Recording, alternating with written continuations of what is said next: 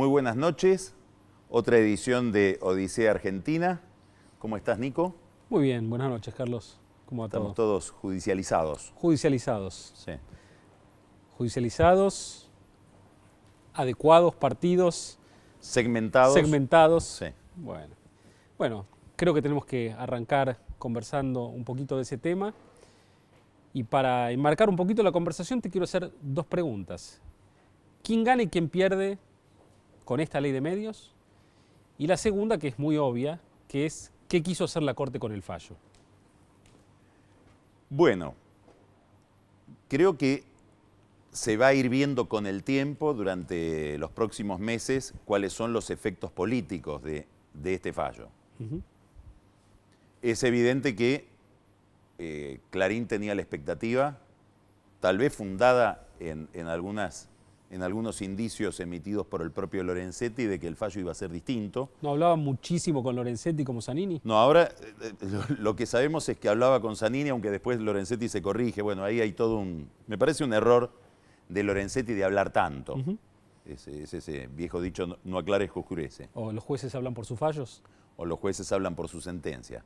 Pero más allá de eso, políticamente, creo que obviamente es un fallo que beneficia al gobierno, porque el gobierno cree que su problema principal es un problema no político, no económico, no de administración, sino de comunicación. Es decir, que es un gobierno exitoso, tan exitoso que produce una cantidad de modificaciones en la realidad argentina contra los poderosos, y esos poderosos se defienden manipulando la percepción de la gente y haciendo que lo bueno se vea malo. Sin el condimento de los poderosos, creo que eso es una enfermedad que ataca a muchos gobiernos, ¿no es cierto? Creo que en la Argentina lo hemos visto también en el pasado, ¿o no? Todos los gobiernos hay un momento en que empiezan a tener dificultades y dicen tenemos un problema de comunicación. Así es, me sonaba. Y sobre todo los adherentes del gobierno, que no se animan a decir que el gobierno anda mal, dice yo me quejo de que nuestro gobierno no comunique bien. Sí. Eso es un libreto que está en la política desde hace mucho tiempo. Acá se lo han tomado tan en serio que han consagrado gran parte de su energía política a una pelea con los medios de comunicación y sobre todo con un grupo de medios que es Clarín. Quiere decir que para el gobierno esto es una victoria. Me parece que para el peronismo que está con el gobierno, es decir, para los gobernadores, los intendentes, los diputados, los senadores, que en 2015 tienen que ir a elecciones defendiendo este gobierno, es un problema el fallo. ¿Por qué? Porque detiene al gobierno en una pelea marginal. Pero como no están contentos de que ahora el emisor va a propalar la buena nueva. No, yo creo que todos aquellos que han perdido votos al lado del gobierno durante las últimas elecciones esperaban que después de la elección el gobierno hable de inflación, hable de inseguridad, hable de calidad institucional, de corrupción, de los temas que llevan al deterioro del peronismo ligado al gobierno. Y el gobierno sale a hablar de Clarín. Y sale a mantener la guerra con Clarín. Sí. Pensá el caso de Scioli.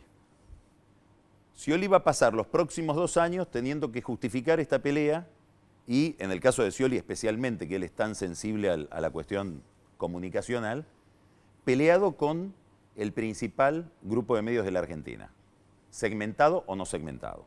Esto quiere decir que ahí hay una especie de contradicción que creo que va a ser creciente por muchas razones entre el gobierno y el peronismo que lo sostiene. Y esto lo va a festejar la oposición, ya sea la oposición interna, pongamos Massa, o la oposición externa, que puede ser Macri, que puede ser UNEN, que van a decir qué mejor que tener al gobierno y a nuestros adversarios del gobierno peleados con los medios, entretenidos en una cuestión, para nosotros van a decir esos opositores, marginal, cuando los factores reales de deterioro siguen operando sin que el gobierno les dé demasiada solución. Así es. Así que me parece que este es el juego político o el juego político electoral alrededor de ese fallo. Me parece que la Corte quiso hacer algo político, con independencia, ya después hablaremos con juristas y con expertos sobre el contenido del fallo. ¿Pero se puede decir que la Corte quiso hacer algo o Lorenzetti? Porque aparentemente hubo en la Corte digamos, distintas los cuatro jueces que votaron a favor del gobierno creo que tuvieron un criterio político con independencia de sus criterios conceptuales y jurídicos. Y ese criterio es, démosle al gobierno una herramienta que el gobierno venía pidiendo cuando ya casi no la puede usar, Ajá. porque todo este proceso va a ser muy enmarañado y se va a resolver más adelante. Avisan aparte, va a ser enmarañado, para que no Yo vaya a te ser que diría no lo sea. Que no solamente avisan, promueven. Promueven. Porque el fallo dice, y acá van a venir los consumidores Sí, a quejarse. sí, sí, Nadie sí. tenía previsto eso necesariamente. Sí, sí. Y el mismo fallo lo dice, o sea que te están Sí, sí. alertando a que te despiertes y vayas a litigar. A la oposición le puede decir, mirá, ustedes tienen miedo como el gobierno, de los medios de comunicación, creen que Mañeto, que Clarín es un problema, acá te lo sirvo, va a negociar con ustedes cuando lleguen al gobierno. Y a Mañeto le puede decir, y a Clarín le puede decir, mire usted, que está tan mal con el gobierno y que tiene tan buena relación con la oposición, que va a los canales de televisión de su grupo, ahí tiene para que negocie su situación de adaptación cuando todo esto se termine con un nuevo grupo político. Yo creo que esto, si no es lo que quiso hacer, es lo que quiere la Corte que se interprete por parte de los actores políticos, no tanto del gobierno, sino como de la oposición y de los propios medios. Muy interesante. Mientras tanto, siguen los problemas que nos inquietan. Leía el sábado un artículo en La Nación de Eduardo Fidanza que dice: la gente no está enterada del problema de la ley de medios porque para entender ese problema hay que leer demasiado y está más interesada en otras cuestiones. Así es. Inflación, tipo de cambio, crisis energética, caída del salario, etc. Y respecto de esto, parece que hubiera novedades también, por lo que uno lee en los diarios el fin de semana, ¿no? Sí, la caída en las reservas del Banco Central ya ha llegado a un punto tan fuerte, estamos ya cerca de los 1.500 millones de dólares por mes, que finalmente muchos de los integrantes del llamado equipo económico, este grupo conformado por Kicillof, Lorenzino, Marcó del Ponte, Chegaray, Moreno, están pensando en alternativas mínimas para emparchar el programa. Y la noticia que trasciende es que aparentemente hay un acuerdo mínimo, no para hacer un desdoblamiento cambiario ambicioso en el cual haya un tipo de cambio en el cual se pueda traer plata a la Argentina, sacar plata de la Argentina libremente. ¿Kicillof quería eso o ni siquiera? Yo creo que Kicillof quería eso, aunque sabemos de las contradicciones del pensamiento de Kicillof, que, digamos, va y viene. Pero hay un problema muy serio con la salida de divisas por turismo. ¿Cuánto se va hoy por turismo? Es decir, la gente que compra... Mira, se van unos 9.000 millones de dólares al año. Proceso generado por el exceso de oferta de pesos. Hay gente que ya compró. El otro día estaba con un empresario que me contó que había comprado ya todo lo que consume en supermercado durante un mes en Punta del Este, lo tiene pagado desde ahora. Mirá qué sofisticado. ¿Eh? Está con tiempo. Sí, bueno, sí. Son las cuestiones, estos gobiernos llevan a gastar mucho tiempo en estas cuestiones, Sí. ¿no? Pero sí, se gana más plata haciendo la compra de Punta del Este. Sí, compró ya todo lo del mes en tienda inglesa, Bueno. con la tarjeta.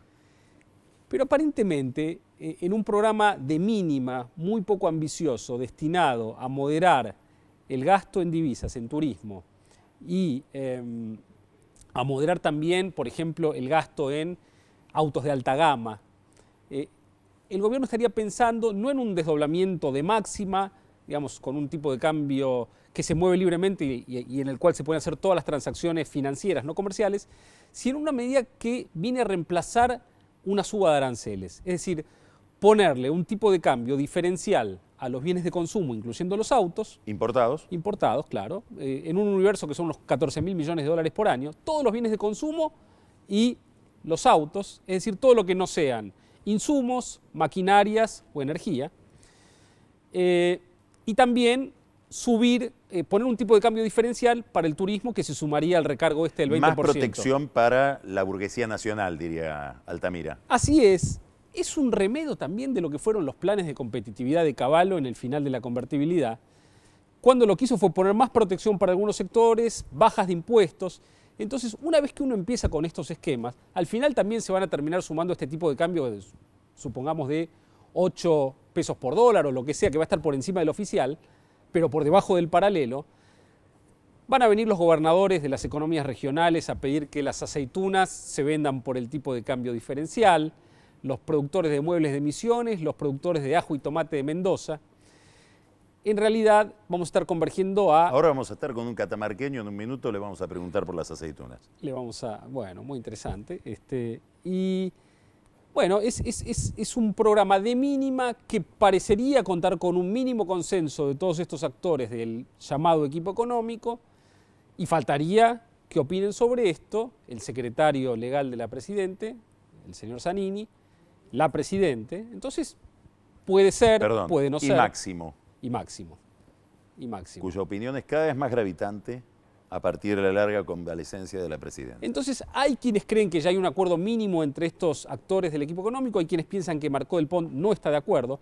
El temor de Marcó del Pont es que finalmente esto termine generalizándose, que se cree este tipo de cambio financiero y que le terminen limpiando gran parte de las reservas. ¿Brasil qué diría de esto? Para Brasil es una suba de aranceles. Argentina tiene un acuerdo con los países miembros del Mercosur de tener un arancel máximo del 35%. Los bienes de consumo ingresan a la Argentina con un arancel del 35%, sobre el cual luego se computa el IVA y otros impuestos indirectos, pero hacer esto sería simplemente ponerle una sobretasa al arancel disimulada con un tipo de cambio paralelo, y Brasil tendría todo el derecho a quejarse, porque en realidad lo que estaría haciendo la Argentina es justamente un mecanismo para arbitrar la imposibilidad de subir los aranceles. Estaría subiendo los aranceles sin decirlo. Bueno, en un ratito vamos a estar hablando de la ley de medios con Marcelo Stubrin, que es representante por la segunda minoría en el AFSCA, que es la autoridad que vino a reemplazar al CONFER, con el doctor Bernardo Saravia Frías, que es un experto en derecho público, y vamos a hablar de otras dimensiones que no tienen que ver con la radiodifusión del fallo de la Corte. Va a estar Carola Gil, como siempre, mirando detrás del ojo de la cerradura de la política, pero ahora vamos a hablar con el catamarqueño, que es Luis Barrio Nuevo. Don Luis. ¿Qué tal, Luis? Buenas noches. Nico. ¿Cómo está? ¿Bien? Carlos. Si le digo bien, me van a pedir algo, entonces... Ya empezó como un buen sindicalista. Sí, regular. Nunca bien, nunca bien. Para negociar, con el tipo de inflación que tenemos, estamos perdiendo. Ahora vamos a hablar de la inflación. Pero antes me gustaría que nos cuentes, que nos hagas la evaluación que te has ido formulando a partir de las primarias, a partir de las elecciones del domingo pasado, de la situación política en la que ha quedado el gobierno y en la que ha quedado el país.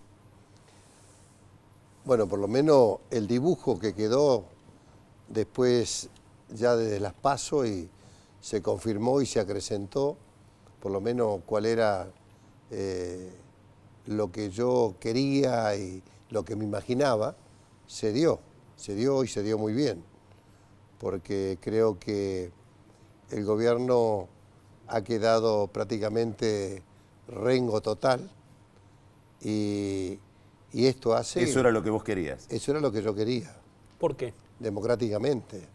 Y pues yo estuve siempre en contra de este gobierno. Un gobierno hipócrita, mentiroso, que ustedes algo nombraban recién con respecto a la comunicación. Un gobierno que ha gastado fortuna en comunicación. Y que hubo momentos que le fueron bien, pero cortoplacista, porque la mentira tiene pata corta, y creo que la mentira quedó al descubierto, con tantos anuncios que hicieron, y que realmente en la práctica hoy ves el sistema fundamental para cualquier país en desarrollo, como es el sistema eléctrico, como es el sistema gasífero, como es el tema del transporte. Ahora, con estas políticas en curso y conociendo, digamos, la forma de actuar del gobierno, que es bastante poco reacio al cambio, ¿cómo llega la economía en 2015 y qué implica eso para el sindicalismo? Mire, lo que yo creo, teniendo, creo que por delante una historia de haber visto tantos gobiernos, este gobierno no lo digo hoy, sino que lo dije hace bastante tiempo, que una presidenta o un presidente sin estructura, con un poco de plata, con un poco, porque cada vez está más menguado el tema del dinero, no puede conducir el país. O sea, yo he vivido, te digo, mucho de la historia argentina en cuanto a la política y antes de la democracia también. Y creo que es muy difícil gobernar de la manera que lo han hecho esta gente y que no tiene un plan económico, no tenemos crédito en el mundo, nadie nos cree. Entonces creo Ahora, que... ella te podría decir, manejo las dos cámaras del Congreso, los gobernadores peronistas están atados por convicción, por necesidad, por lo que sea. Mire, lo que les voy a decir que creo que estamos grandes en cuanto a lo que significaría el peronismo, Sí. en cuanto a la dirigencia gremial, en cuanto a los intendentes y en cuanto a los gobernadores. ¿Qué es esto? Esta es la estructura de un peronismo. Y este gobierno duró hasta hoy por los impresentables. ¿Los impresentables quiénes eran? Los gobernadores, los intendentes del conurbano y la CGT Ergo, como ya no mismo, para la política de Cristina. El peronismo. El peronismo. Para Cristina, este peronismo, realmente que ella reprobaba, que no lo quería, que peleaba con su ex esposo, indudablemente es el sostén de hoy. La presidenta no hubiera durado, te diría, 2 segundos. Ahora, si no hubiera tenido esta estructura que hoy la tiene. Te hago una pregunta por lo que decía Nico, pero te lo amplío no al sindicalismo, a esta realidad que estás manifestando. Vos estuviste haciendo campaña en Catamarca todo este tiempo. El gobierno peronista, oficialista, kirchnerista de Catamarca perdió. El gobierno de Tucumán, que está sumamente identificado con la Casa Rosada, perdió, se fue creo que de 78% a 46%. Jujuy también perdió. La Rioja. La Rioja perdieron. En Mendoza la diferencia que hizo Cobo fue abismal. Bueno, ni que hablar de los intendentes de la provincia de Buenos Aires y de Scioli. En Misiones bajaron de 60 y pico a 40 y pico. Bueno, a mí me gustaría que vos nos cuentes a nosotros y les expliques al que nos está mirando qué pasa por la cabeza de esa gente hoy. Quieren huir ya. Todos estos que vos me hablaste ya están conversando, porque esto es natural, ya se está hablando. Lo que pasa es que ninguno se anima a dar el primer paso para hablar con la presidenta. A ver, no con los que están al lado, porque los que están al lado no saben qué es lo que está pensando la presidenta. Máximo si está convaleciente. Pero sí te digo que por historia siempre se habló, máximo en esta coyuntura, porque estamos viviendo una coyuntura grave. No es un tema menor lo que ustedes hablaban del desfinanciamiento del Banco Central, que es la garantía del circulante.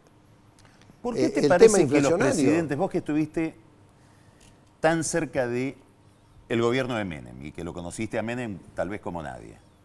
Yo recuerdo que en la época de Menem también había momentos de aislamiento y donde nadie le decía cómo eran las cosas y que se decía lo mismo que ahora, digamos. Estamos viendo quién habla con el presidente. ¿Por qué se produce eso? No, yo creo que, mirá, te digo, por ejemplo, con Alfonsín.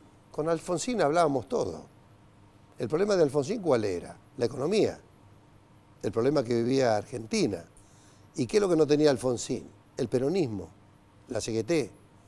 Cuando lo tuvo ya era tarde, porque la economía se lo llevó puesto. Luego, te digo, Menem hablaba con todo. O sea, Menem yo creo que debe haber sido el presidente que se reunía con los gobernadores, con los diputados, con los senadores, se reunía con todo. Te digo a partir de, después de un año. Al año nos íbamos del gobierno. Al año era marchas en contra del gobierno.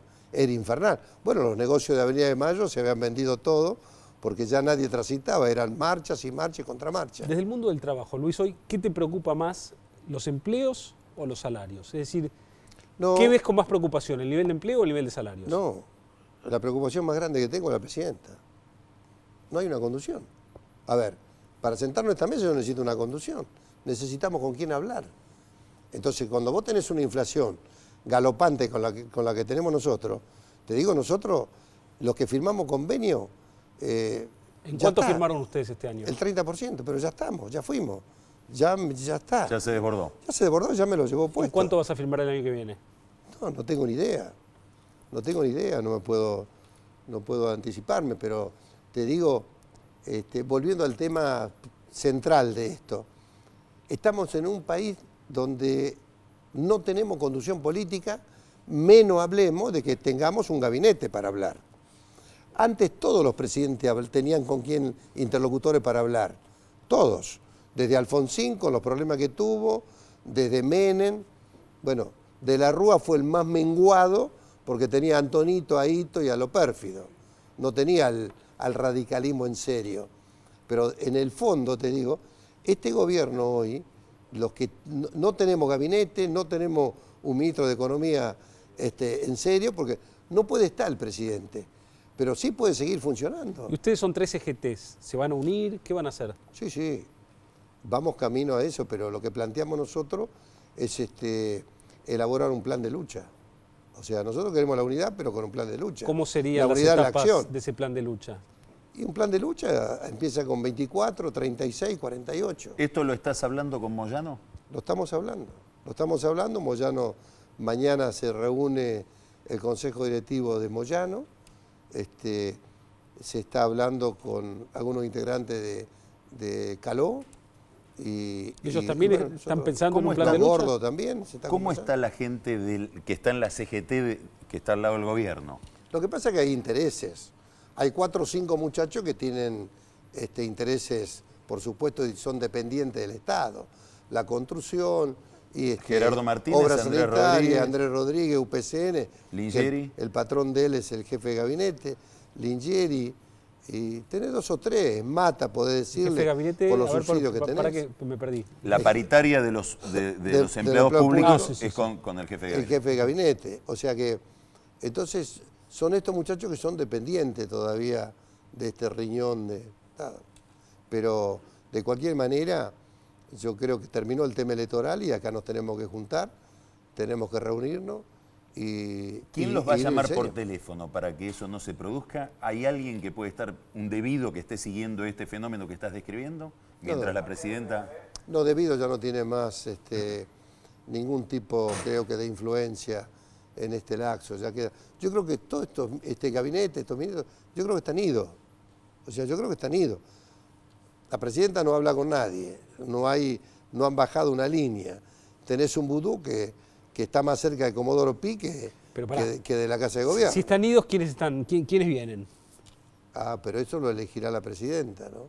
Si está en condiciones de hacerlo. Pero Da cambia la algo. impresión Hay de que que él ver está también. diciendo de que están idos aunque estén, aunque no los reemplacen. Ya no, ya está. Ellos creo que están más apurados por irse que por quedarse. Ya está, ya fueron. Lo que tuvieron que hacer ya lo hicieron.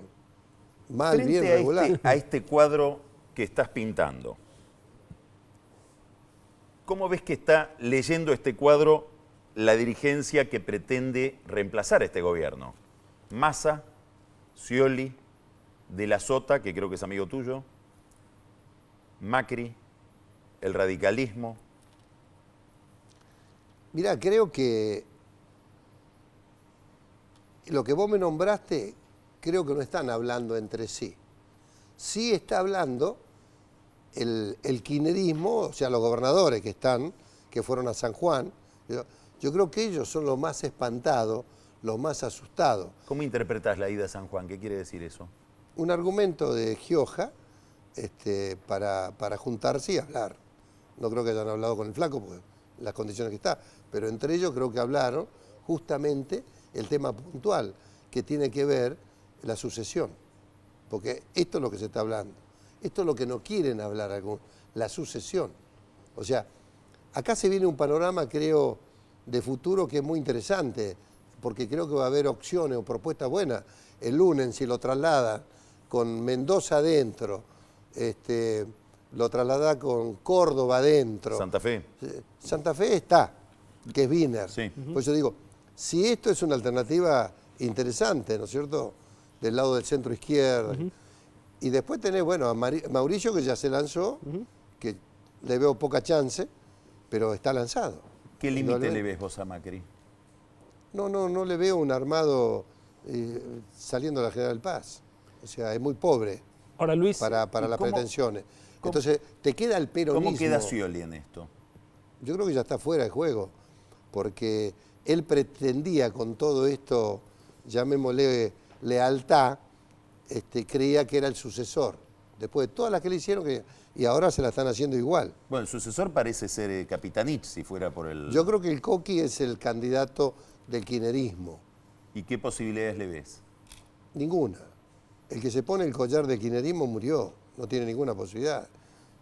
Massa, posibilidades y límites. Massa creo que lo que tiene que graduar bien, inteligentemente, lo que logró. Vos sabés que ahí hay muchos votantes prestados, que fue el voto útil que se le llamó, pero... Gente que votaba contra Cristina, contra no, Cristina, no a favor de Massa. contra Cristina, que sucedió en otras provincias igual.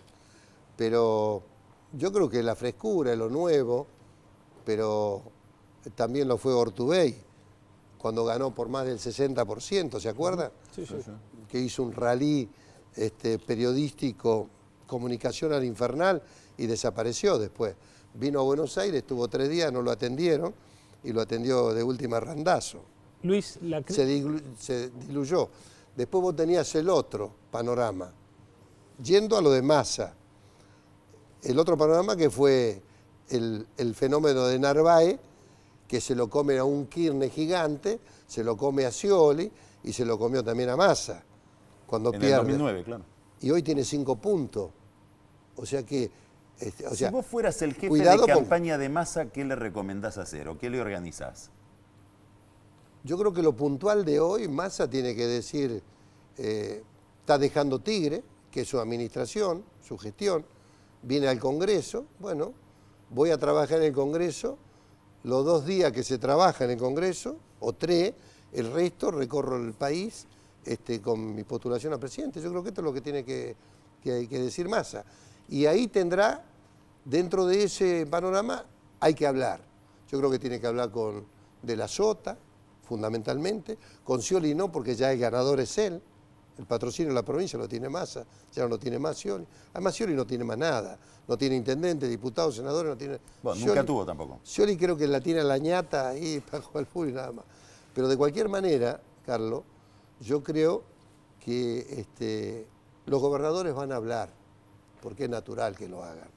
Los gobernadores, el ¿Y vos movimiento pensás obrero, que pueden llegar a hablar con Massa? Porque el otro día vi una declaración de Pichetto diciendo, ¿por qué pensar que Massa se va a quedar siempre afuera? A lo mejor en el 2015 hay una ecuación para unificar todo eso. ¿Vos creés que eso es posible? El mejor testimonio de lo que te estoy diciendo es Pichetto. Que se haya atrevido a decir lo que dijo. Pichetto viene de ganar bien, porque gana bien Río Negro.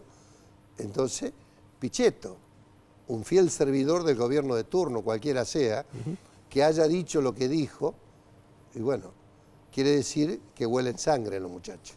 La Cristina que viene ahora después de su convalecencia, ¿te la imaginás distinta, igual? Yo creo que la que viene, creo que está peor, porque seguramente la enfermedad es una realidad, y después que creo que no tiene nada al lado, te digo en cuanto a estructura. Ahora, confrontada y ya con... está. A mí me enseñaron de chiquito que no hay que hablar con los que se van, Sí. hay que hablar con los que vienen. Entonces eso te van dejando de lado. Ni los gastronómicos te atienden. Pero Cuando vos imagínate que la estás Cristina lleno. confrontada con un programa de 14 puntos como le llevaron los gobernadores a Duhalde en abril de 2002. ¿Cómo reacciona O los Cristina? 26 puntos de Ubaldini, que es algo parecido Sí. a lo que van a estar haciendo ustedes dentro de un año. Ese era más... No, yo creo que bueno, Cristina hoy no acepta ningún punto, salvo lo que le dieron en la cabeza. Pero después no acepta ningún punto. Yo creo que ella se va a mantener en sus sanos juicios para ella de que está conduciendo bien. Yo creo que no hay cambio de parte de ellos, de ella y los que le pueden seguir. Me No hay gustaría cambio. preguntarte por otro tema. Vos conocés bien la calle y conocés bien el corazón de la política. Hay un enorme signo de interrogación en la Argentina que tiene que ver con las denominadas organizaciones sociales. Es decir, gran parte del presupuesto público ha ido a alimentar organizaciones que se mantienen por el reparto de recursos del Estado. Y ahora tenemos dos fenómenos nuevos. Una crisis fiscal, donde ya la plata alcanza menos, como decías vos recién, y además una interna política, donde dentro de esas organizaciones puede haber alineamientos, conflictos. ¿Qué le espera al próximo gobierno? Si vos estuvieras en el próximo gobierno, ¿qué harías con ese universo? En un país con mucha pobreza. Bueno, ¿te imaginas que ese es el famoso arbolito de Navidad? Son 10 millones de tipos que viven del Estado. 10 millones de los planes sociales, de los que tienen la ventaja con la luz, el agua, el gas, todo lo que viven de la teta del Estado, son 10 millones. Entonces, el armado que han hecho ellos de todas estas organizaciones sociales va a ser muy difícil de membrarla. Pero al mismo tiempo ya no les alcanza lo que están cobrando todos esos planes. ¿Por qué? Porque se los comió la inflación. O sea, la crisis que ya están, ya la tienen instalada. Entonces, ¿qué han hecho ellos en estas elecciones? Han incrementado más todavía. ¿Cómo lo han hecho? Con becas. Han becado el país. Los gobernadores han salido a dar beca, todo el mundo. Que algunos las cobran por 2 meses y después no la cobran más. Porque este es el programa... Bueno, el día que no la cobre más, ¿qué va a hacer ese bueno, hombre? y esto es, yo te digo, hay provincias como la mía, Catamarca, todos los días tenés 6, 7 conflictos, que es difícil. Bueno, ni hablar de lo que es Neuquén, ni hablar de lo que es Tucumán, un montón de provincias que ya están todos conflictuados. ¿Y dónde parte de eso? De los propios empleados del Estado. Catamarca es una provincia que el 70% vive del Estado y una provincia que no tiene producción. La producción de la provincia de Catamarca es la minería. Y la minería, si te he visto, no me acuerdo, no la vieron. No se benefició la provincia. Así que, por lo tanto, todo eso tiende a estallar. Esto va a estallar. Un empleado municipal gana 800 pesos en Catamarca. 800 pesos gana. Con otros ítems que le dan, cobran 1.800, 1.600. Bueno, quiere decir que y en una provincia que vale 20 pesos el kilo de pan es imposible. Para los próximos 2 años no sos optimista. No, yo quiero una conducción. A ver, quiero con quién hablar. O sea, el gobierno hoy... ¿Por qué la CGT está buscando la unidad y por qué los oficialistas hoy también plantean, y los gordos, la unidad? ¿Por qué? Y porque hay que atrincherarse, hay que ir a reclamar lo que realmente nos están debiendo. ¿Y qué es lo que están viendo? Que el Estado durante todo este tiempo no le dio absolutamente nada. Así que, por lo tanto, yo creo que tenemos que ir a llevar a cabo el viejo axioma que dice, ¿no? La unidad en la acción. Muchas gracias, Luis. Muchas gracias. Muchísimas gracias.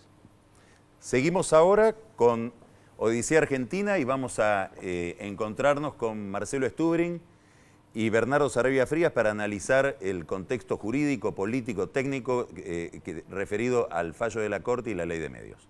En un minuto.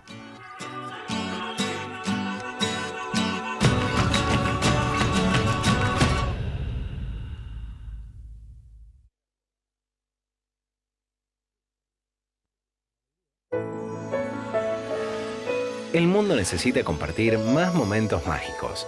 Vivilos con Arcor. ¿Están contentos con el hermanito nuevo?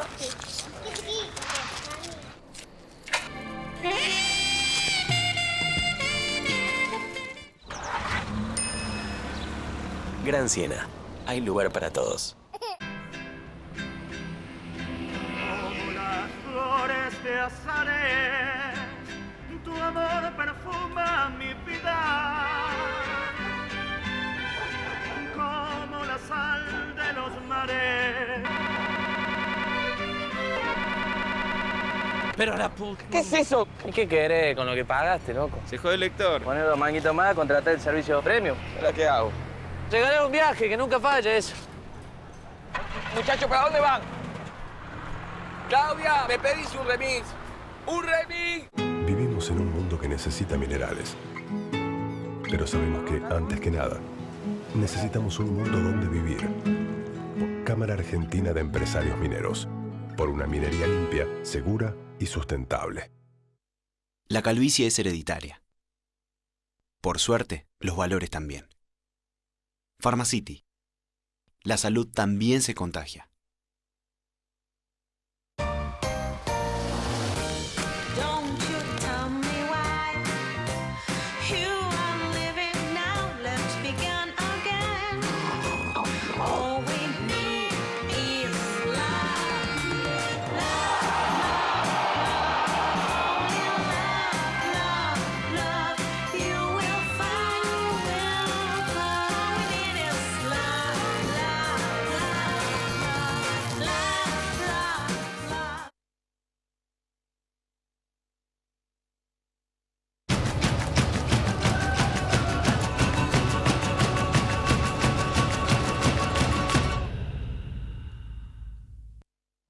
Seguimos en Odisea, estamos con Bernardo Sarabia, abogado, y con Marcelo Stubrin, abogado también, pero en este caso además integrante del directorio del AFSCA por la minoría. Y quiero arrancar preguntándole a Marcelo, ¿cómo va a aplicar el AFSCA el reciente fallo de la Corte y cómo crees vos que debería aplicarlo si es que pensás que hay que aplicarlo de otra manera que como la va a aplicar el AFSCA? Hay una sola manera de aplicarlo, que es cumpliendo con el fallo de la Corte y con la ley, con idoneidad y competencia técnica, con neutralidad, utilizando la misma vara para medir situaciones equivalentes, con seriedad y simultáneamente trabajando para toda la agenda pendiente de 4 años que no dependía del fallo de la Corte, que es no menos importante, ¿no? ¿Existía un problema real de concentración de los medios en la Argentina? Y yo creo que una amplísima mayoría, bueno, primero, años de luchar por una ley que llega, difícil de aplicar, y la voluntad mayoritaria del Congreso. ¿Por qué es difícil de aplicar? Y porque la ley tiene matices que son difíciles de aplicar, porque si no hay un sector privado interesado en llevar a cabo el desarrollo de los medios de comunicación, no va a haber muchas voces. Va a hay haber un una sector sola. público muy interesado en aplicarlo. Claro, va a haber una sola, ¿no? Ahora, ¿hay Y abogados acá- expertos en radiodifusión para los cuales directamente la ley, con independencia de la elaboración parlamentaria, está mal hecha? Que es una ley muy difícil de aplicar. Es muy probable que sea muy difícil de aplicar, pero bueno, la administración intentará moderar algunos de sus extremos, como ha venido haciendo hasta ahora. Digamos, una unidad de prestación de servicios de radiodifusión, cuanto más alejada del centro del país. ¿Ha y cuanto intentado más- moderar? Sí, ¿Qué sí. fue lo que dijiste? Se ha intentado moderar exigencias, aplicación de contenidos locales, se ha autorizado... ¿Por ineficiencia No, o por como objetivo? necesidad de sobrevivencia de determinados sectores vinculados a esta industria. Lo más típico es esto. Mariotto convocó... ¿O porque eran incapaces de hacerlo? No, bueno, sí, incapaces de muchos aspectos. Ahora voy a mencionar uno. Pero incapaces de comprender qué es lo que está ocurriendo de veras. Pero vos decías, ¿Mariotto convocó? A una licitación. Canales, canales digitales abiertos de televisión, más de 200. Fue declarada desierta. De modo que para que haya voces... Faltaba el sector privado, vos decís ahí. No, bueno, faltaba tener en cuenta cuáles son los problemas que tiene el sector privado, no las compañías más grandes, las compañías más pequeñas, las que uno debe intentar ayudar a desarrollarse. Yo te diría que la ley tiene muchos objetivos loables. Producción local. Producción local infantil, claro, es loable. Desarrollar la producción local, que digamos que alguien que vive en Tucumán no tenga que aguantar 20 minutos de televisión explicando que hay una congestión en la Panamericana, ¿no? Pero hay una tendencia también. La ley incentiva la producción local, pero hay aspectos, producción local infantil. Ahí empezamos a entrar en problemas. La gente tiene el ojo educado a producciones de alta calidad, no a los chicos que bailan el pericón el 25 de mayo en la escuela, ¿no? Es decir, hay una... Sí.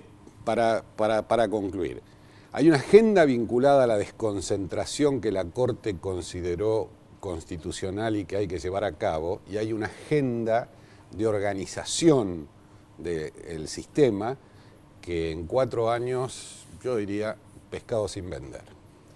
Bernardo, el fallo de la Corte viene a revocar una posición de la Cámara Civil y Comercial que había producido una división muy nítida entre aspectos de la radiodifusión donde el Estado tiene que intervenir porque administran, digamos, se basan en la explotación de un bien escaso, que es el espectro radioeléctrico, y otros en los que no, como es los tendidos de cable, que podrían ser infinitos, lo que los regula el mercado.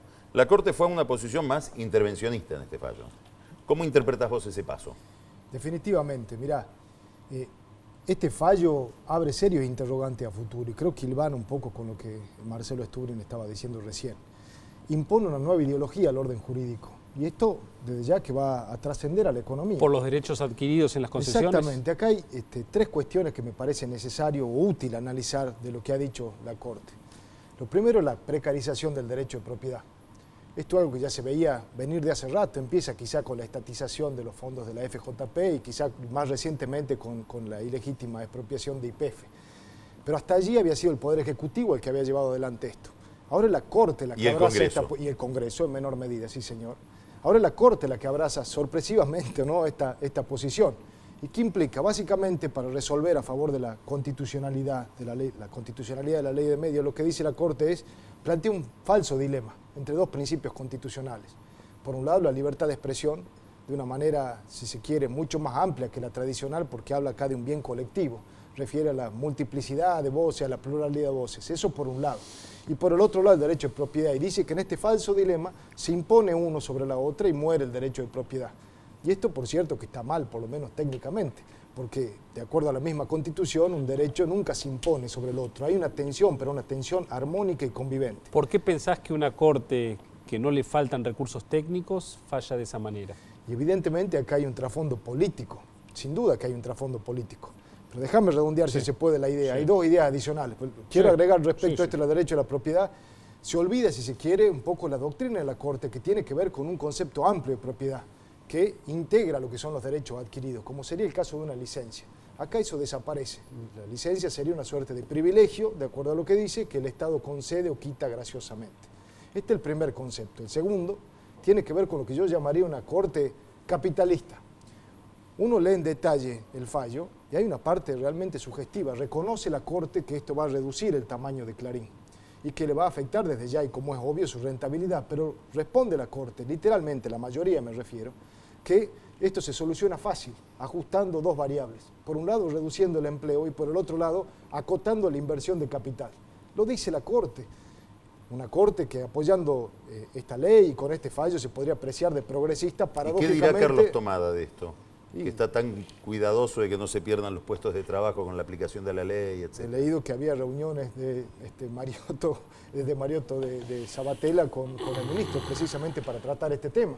Pero es realmente llamativo y ahí va con la nueva ideología que trata de imponer o que se impone con este fallo. Y la última, que no es menos importante, tiene que ver con lo que se llama en latín res judicata o la cosa juzgada. Se supone que un fallo que llega a la Corte salda de un... Res judicata. Cosa juzgada. Para que disfruten los televidentes. Difícil en latín. Res judicata. Seguí hablando en español. Se supone que cuando llega a la Corte una problemática como esta, la Corte zanja de una vez y para siempre la cuestión. Y no ha sido el caso. Primero uno lee el fallo y cae en la cuenta de que expresamente se dice que está la puerta abierta para acciones judiciales, tanto de Clarín, pero no solo de Clarín, de los empleados que, como la misma Corte sugiere, van a ser despedidos o pueden ser despedidos, y también de los consumidores que no han sido tomados en cuenta acá. Los consumidores que tienen su derecho a contratar a quien quieran, en principio, por lo que la misma Constitución dice. Claro, por eso hay gente del gobierno que está enojada porque dice la Corte le ha dado un programa a los que quieren obstruir este proceso, en el mismo fallo. Y el doctor Lorenzetti sale al día siguiente a... Qué impropio de un juez, yo creo que usted lo estaba mencionando en la introducción, un juez habla por su sentencia, un juez no habla en un rally periodístico, eso está revelando falta de coordinación. Ahora contó que había hablado con Zanini mucho sobre esta ley, ¿eso tiene algún tipo de significado institucional? No, pero claro, desde el punto de vista estrictamente jurídico, es decir, reconoce que Lorenzetti habló intensamente de la ley de medios. Eso más allá del dilema ético, plantea un dilema... Están los que dicen que él no podría haber hablado con una de las partes si no está en presencia de la otra. Por supuesto que así. Ese reconocimiento para mí es grave institucionalmente hablando. Pues después creo que lo intentó corregirlo Lorenzetti, ¿no? Pero lo que dijo es grave. Si uno mira estas tres cuestiones, estas tres consideraciones, cualquier persona hoy en Argentina, ¿cuál es el efecto? Cualquier persona que tenga un punto de contacto con el Estado, un concesionario, una empresa minera, por ejemplo, una empresa petrolera, por ejemplo, un banco que tiene una licencia, todo esto está en peligro. ¿Por qué? Porque el derecho de propiedad se ha puesto en suspenso. Esa es la conclusión, yo creo, que irradia al orden jurídico y va a irradiar Pero si no a la afecta economía. la libertad de expresión, las mineras... Claro, la libertad... Marcelo, ¿a vos el fallo te sorprendió? ¿Pensabas que ibas a ir en esta dirección? No, no me sorprendió tanto. ¿Por qué? No comparto el razonamiento de Saravia. En general tengo más disidencias que coincidencias con sus afirmaciones. En primer lugar, porque tengo respeto por esta corte que declaró muchas cosas buenas en la Argentina de hace muy poco tiempo. Esta corte puso límites al gobierno con la reforma judicial y fue celebrada y laudatoriamente aclamada por la sociedad opositora. Sí, pero se puede tener también fallos reprochables. Pero a mí muchas veces no me gustan los diagnósticos de los médicos, los artículos de los periodistas, las novelas de los novelistas, y no por eso descalifico ad hominem al novelista o al periodista, simplemente no me gusta. En este caso el fallo es un fallo que le ha dado al gobierno una extraordinaria noticia luego de haber perdido la elección. Digamos, el domingo estaban destrozados y el martes tuvieron una gran reivindicación política.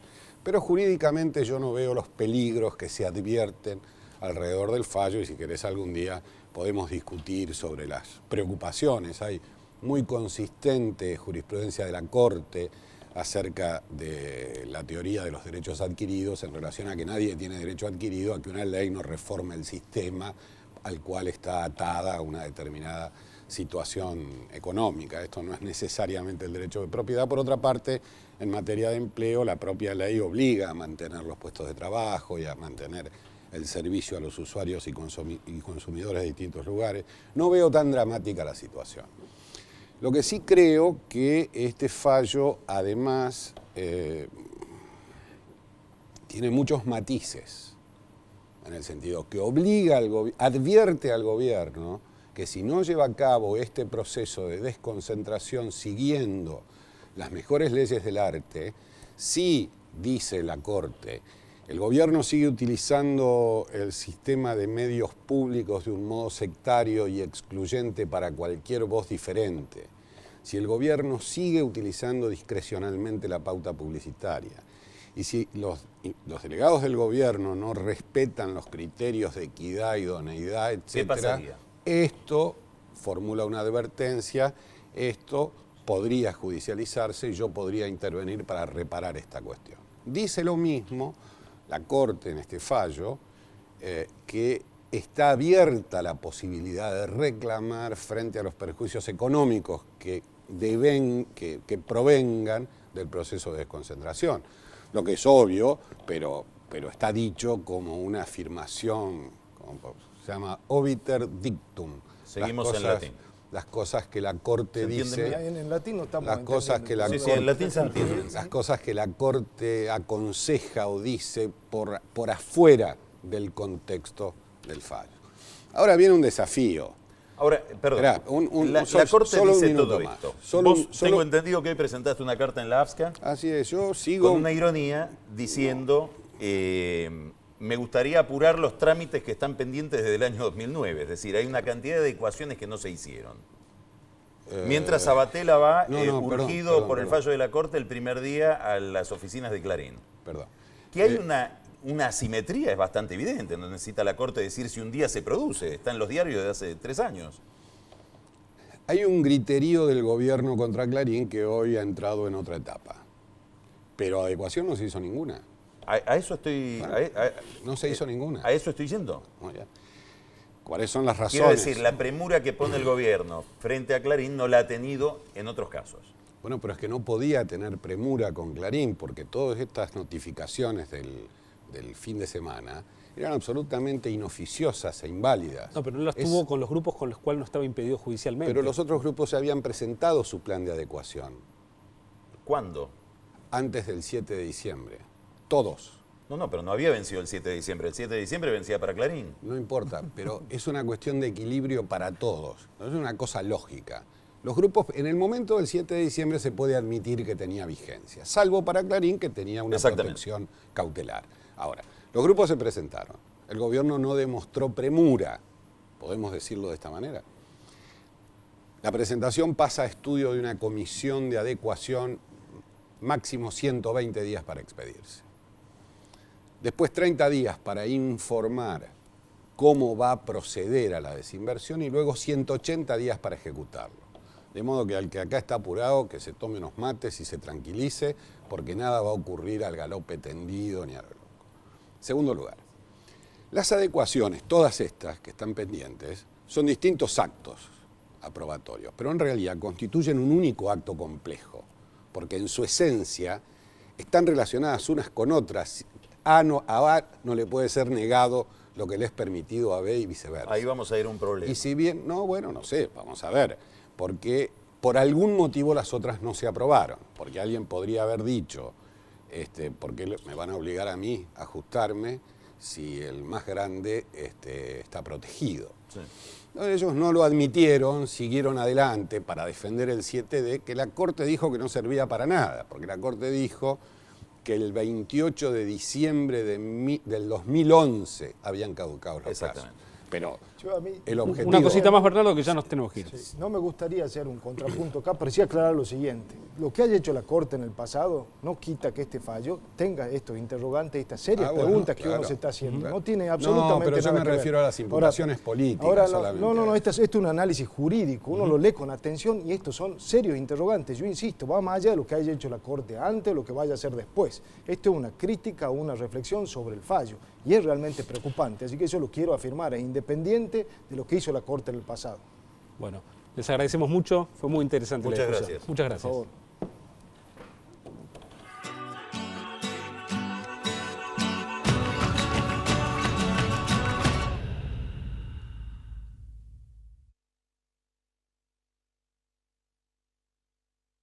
Programa Becas de Integración, BBVA Francés, séptima edición, por un futuro mejor para todos. Adelante.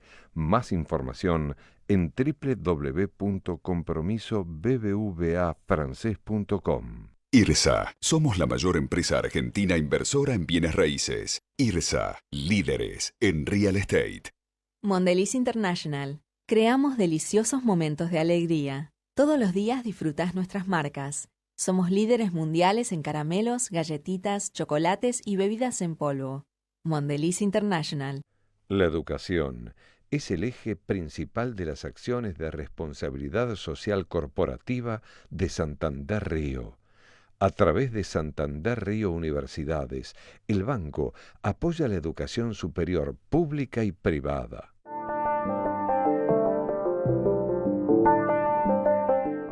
...140 años con una visión muy clara... ...ser el banco de todos los cordobeses. Para tu futuro, confía en quien tiene pasado. 25 organizaciones representativas de toda la sociedad... ...ya están trabajando para mejorar la ciudad donde todos queremos vivir. Consejo Económico y Social de la Ciudad de Buenos Aires. Agricultura Consciente, una propuesta de Nidera pensando en tu futuro. Nidera.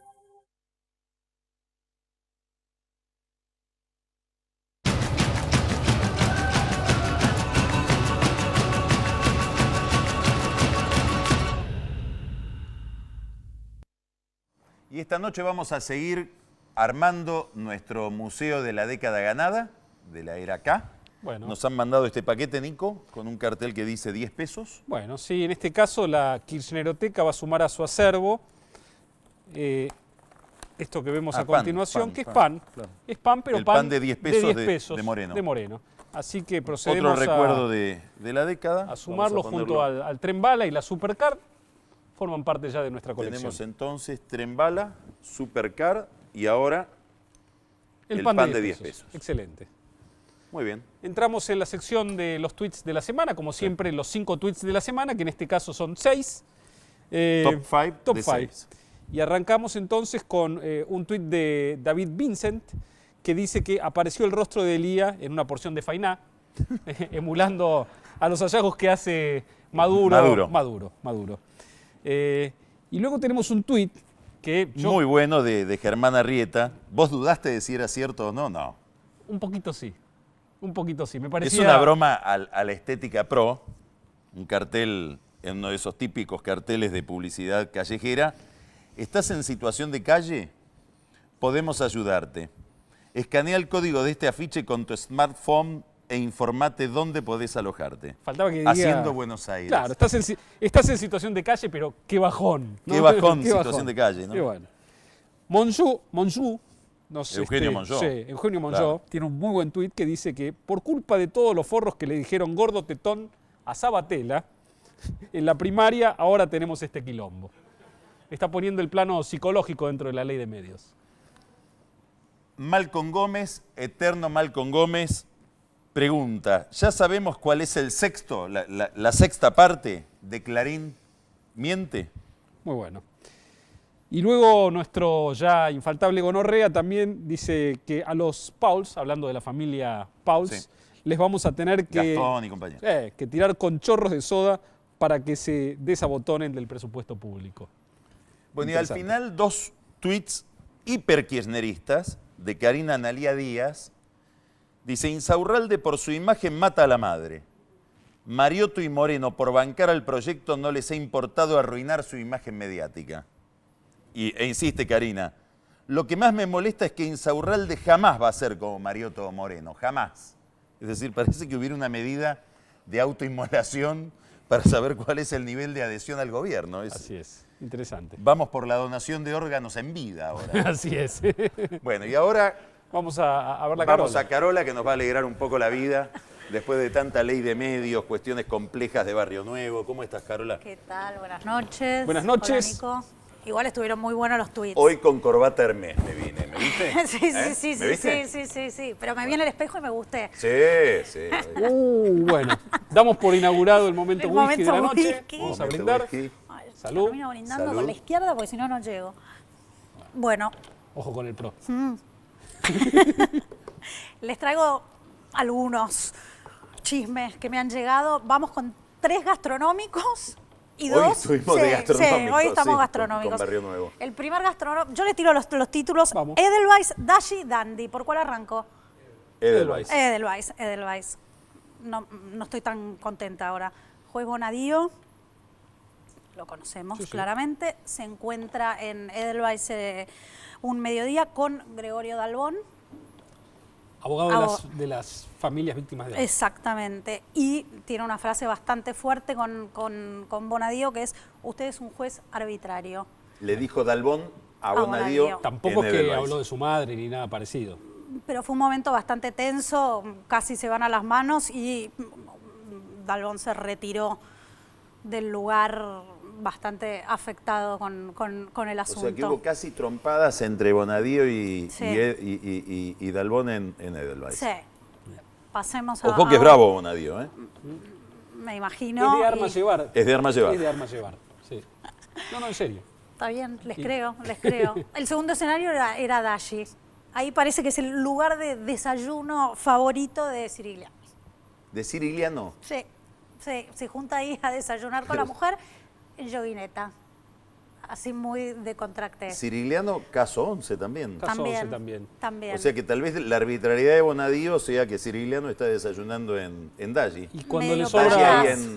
En el de en Figueroa Alcorta. Cuando termina... Que te dan el sushi y te lo dan en unos sobres papel madera. También el Sí, sushi. que quedaron los sobres de otra actividad De anterior. algún delivery. Y te dan el sushi en... Quedó ahí el delivery. Sí. Bueno, y en Dandy, algo así gracioso, parece que estaba Martín Insaurralde con su comitiva, y alguien bastante cercano a nosotros estuvo ahí escuchando, que estaban ahí comentando con preocupación cuál era el chiste que nosotros Ayer me mencionamos acá. pidieron ocasionalmente un señor en la calle. Pidió ¿Por que qué le cuentes el chiste? Carola Gil no cuenta cuál es el chiste que hizo Insaurralde sobre Contá, Miquel. Carola, contá. Imposible. Por favor. No es de salón. No es de salón. insistas. Definitivamente no es de insistas. salón.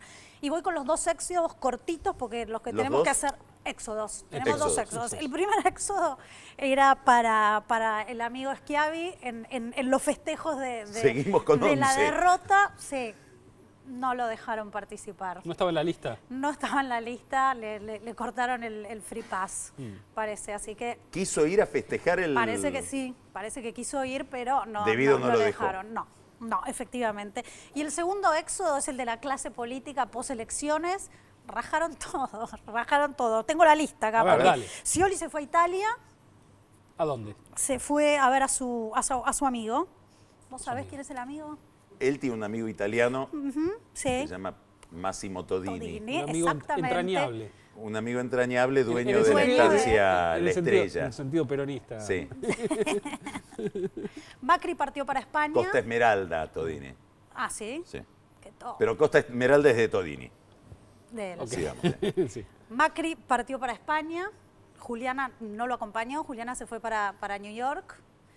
Y también partieron a Italia María Eugenia. ¿La pasan separados, Mauricio y Juliana? ¿Por qué? Partió uno para un lado y otro para el otro, vaya a saber. ¿Y Antonia por qué. con quién? Y nos hacen señas que terminemos. María Eugenia Vidal a Roma y Gaby Michetti también, pero algo ¿Juntas? hicieron como para no encontrarse. No, para ¿Que no no se llevan encontrarse. bien? No. Parece que no. Mira que parecía tan linda la imagen de armonía en la campaña.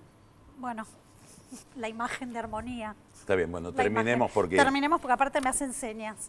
te van a de matar. afuera. Nos vamos escuchando a Carola Gil interpretando un Exactamente. tema de Cyndi Lauper muy lindo. Carola, Así que nos despedimos hasta la semana que viene. Los esperamos el lunes que viene en Odisea Argentina. Que tengan muy buena semana. Como dice el filósofo Rocco, con toda la alegría. Hasta el lunes. Caught up in circles, confusion is nothing new. Flashback, warm nights, almost left behind. Suitcase of memories, time after sometimes you'll picture me. I'm walking too far ahead, and you're calling to me. I can't hear what you say, and you say, go slow, I fall behind. The second hand unwinds. If you're lost, you can look and you will find me. Time after time, if you fall, I will catch.